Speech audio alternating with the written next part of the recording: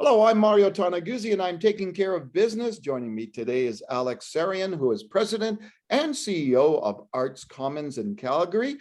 Alex, big announcement was made this week by yourselves and other parties regarding a design team being chosen for the transformation of Arts Commons. First of all, let's talk about who the design team is and why they were chosen. Absolutely. So thank you, first of all, Mario, for having me. It's a very exciting moment for Calgary. It's a very exciting moment, I think, for the arts in Western Canada, but it's also just a good time to be putting good news out into the world. You cover a lot of stuff, so being able to put out a good news story is just a pleasure to be able to do while the world is still in so much turmoil. So the design team that was selected for the project, and I'm happy to talk about how long this project has been in terms of the making. But we announced yesterday essentially a four agency team to reimagine Arts Commons. The team is being led by KPMB out of Toronto. Marianne McKenna, the partner there, is taking the charge and working closely with us. Working very closely with her is Jesse Hindle and Hindle Architects out of Calgary. And that balance of having somebody with Marianne's expertise, being able to partner with somebody that understands the local climate, the local economy, the local communities, how municipally we get stuff done is super important. So Marianne and Jesse are going to be working together. The third agency is Tawa Architecture Collective. And they are an Indigenous-owned architecture collective out of Phoenix, Arizona. Wow. And their founder, Wanda Della Costa, is actually from Calgary. She went to University of Calgary, lived here for over 10 years. And Wanda, in addition to being an incredible architect, is also the first Indigenous woman to have received an architecture degree in Canada. So she will bring not only a sensibility in terms of what Indigenous design might look like, but also how do we engage community? How do we engage Indigenous elders, Indigenous artists, so that ultimately when we design and build something, that the community feels like it's for them and they had a role in creating it. So Wanda's work is pivotal in so many ways. And then the fourth partner in this is SLA, which is a landscape and urban design firm out of Denmark. And what SLA is known for around the world is integrating city and nature. And that is so interesting to us because A, we're adjacent to Olympic Plaza. So we can't ignore the fact that we have a beautiful destination, an outdoor destination where families and audiences of all ages go to enjoy Calgary during any season. But speaking of seasonality, it's also important that we have somebody that understands how to design something for all seasons. And it's interesting to me, we try to activate Olympic Plaza as often as possible as a city, but doing it in the summer is very different than doing it in January and doing it in February. So having a firm that can understand how to build something sustainably, how to build something that takes the Calgary climate into consideration is so important to us. So that's the four-headed team that we've assembled, and we were so excited to announce yesterday. Alex, for people out there that really don't know about this, can you talk about the overall project and what that entails, I guess what the goal is here?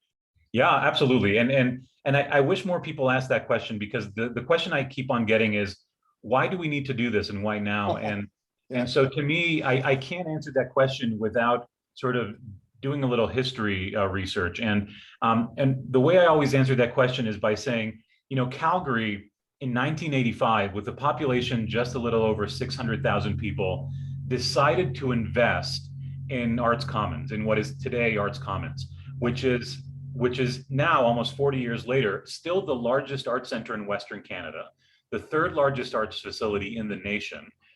And for a city of Calgary back then to say we need this, I think speaks to who Calgary was and is. But I also think, to me, it's also, the city of Calgary drawing a line in the sand and saying, we are here. And we want to attract people. We want to provide highest quality of life. And what's interesting about that is this facility was built with the idea that Calgary would grow into it. And what not many people know is that within 1 year, the Calgary Philharmonic was operating at capacity. Now, 35 years later, pre-COVID, we're turning away 600 event requests per year. And so what has happened over the past 35, 40 years is that the population of Calgary has more than doubled. Yeah. The amount of companies and artists and arts organizations that we house within Arts Commons has more than doubled, but our square footage has stayed as is. And so to answer your question now, having given you that context, the Arts Commons transformation is a $450 million capital campaign, the largest cultural infrastructure project in recent Canadian history that seeks to do two things. The first one is we will expand our square footage just north of where we are. For anybody that's been to Arts Commons, just north of where we are across 8th Avenue or Stephen Avenue, there's a plot of land called Lot 52, which is adjacent to Olympic Plaza. And that's where we're going to be building our new facility, which essentially wraps around the Teatro restaurant, yeah, or the old Dominion Bank. And so that new building will house a 1,000 seat theater. And I'm happy to talk about why that number is the magical number. It'll also house rehearsal studios. It'll house a black box, but more importantly, it'll have a lot of public space where Calgarians can come in and have a cultural experience without having bought a ticket. It'll intersect beautifully with Olympic Plaza. So anybody from Olympic Plaza can go into this new building and vice versa. So that's the first phase, is expanding. And then the second phase, once that one is built, we will turn our attention to modernizing our current facility. Okay. So that's how the $450 million we arrive at. And of course, we're working with our partners at CMLC and the City of Calgary. So we've spent the last 18 months doing program plans and cost consulting. And so when I throw out that number, I want people to recognize that there's a lot of due diligence behind that number, and our ability to deliver on it. So that's Arts Commons transformation. And that was a very long-winded answer. I apologize. Oh, no worries. Now you got me curious. So what's the significance of 1,000 seats? Well, one of the things that's unique about Arts Commons, as opposed to most other performing arts centers across North America, is that we have a beautiful diversity of venue sizes within our complex. So for any of you that have come to see shows at Alberta Theatre Projects or Theatre Calgary, or even One Yellow Rabbit, you might know that within Arts Commons, we have a 50-person black box, all the way up to the Jack Singer Concert Hall at 1,800 people.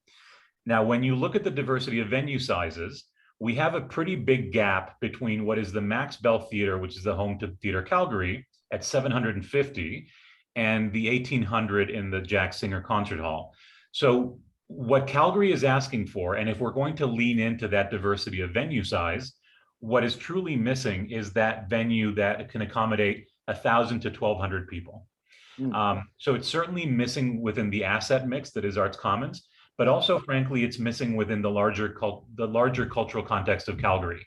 You know, you can go from doing a show, for example, a musical theater production, whether it's homegrown or touring, can either do a show in the Max Bell at 750 or then has to go to the Jubilee, which goes beyond 2,000.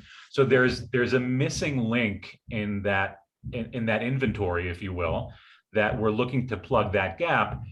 And we're looking to plug that gap because we believe that if we do that, we will be providing a home for a greater diversity of artists, a greater diversity of genres. More companies can flex in different directions if they want to go big or go small. So being able to build that home for them allows companies and artists to do what it is they do best, which is, create something for Calgary. So we're creating the home in which that can happen. All right, super. And last question, Alex. So what's the timing in all this? Well, we want to do our due diligence. The joke around here is that this project was originally called Project 2010 because it was supposed to be delivered in 2010. Now, while some people might look at that and say, oh, this is a project tired, or this is the engine that never could, the way I look at it and what is actually true is that we've been spending the last 10 years doing our due diligence. So we've been doing cost consulting. We've been doing program plans. This is not a project that you can just flip the switch on. And so the timeline right now is we announced the prime design team yesterday. We will spend the next 12 months doing concept design. So within the next 12 months, Calgary will be able to see a vision for what this campus will look like. So you'll be able to see what the new building looks like. You'll be able to see what our current facility looks like, how they relate to each other, how they relate to Olympic Plaza, how they relate to other amazing projects like the Glenbow reimagination. And so we'll be able to get a sense of what the downtown will truly look like, the core. And then we'll spend 2023, 2024 moving from concept design into construction. And the goal is that by 2027, we will have a new building across the street with all the amenities I just shared. At that point, we will use that new building to displace some of the activity from our current facility so that we can turn our attention to completely upgrading and modernizing our current facility. So we're hoping that by 2029, 2030, Calgary downtown core will have a completely new arts campus. Wow. Exciting times ahead. Yeah, but it's exciting. You know, I think one of the reasons this is so exciting is because it's not just a story about the arts, it's a story about Calgary. And what I'm so appreciative of is that this story could have so easily gotten buried in the headlines, but this is a story about you know, the economic impact of the arts on Calgary, the health impacts of the arts on Calgarians. We are at a time in our history when Calgary is at a crossroads. So for us to be able to come to that story saying, you know, we're going to have, you know, Calgary will be home to the largest cultural infrastructure in recent Canadian history is huge for Calgary. I mean, the soundbite that I love sharing is once we're done, Arts Commons will have more square footage dedicated to arts and culture than the Louvre Museum in Paris. You don't need to be an arts lover to know what that means for a city. Yeah. And so that's why, to me, it's so important that the story of Arts Commons gets so intertwined with the story of Calgary. And it's a story about resiliency, growth, and hope, as opposed to some of the other stories that are out there that I feel like are, you know, bringing us down a little. I think people need a little hope, and I'm thrilled this story can give it to them. All right, super. Well, thanks very much, Alex, for joining me today. Thank you for having me, and thank you for highlighting this amazing and exciting opportunity. All right, super. That's Alex Sarian, who is president and CEO of Arts Commons. This is Mario Toneguzzi, and this has been Taking Care of Business. Thanks for joining us today.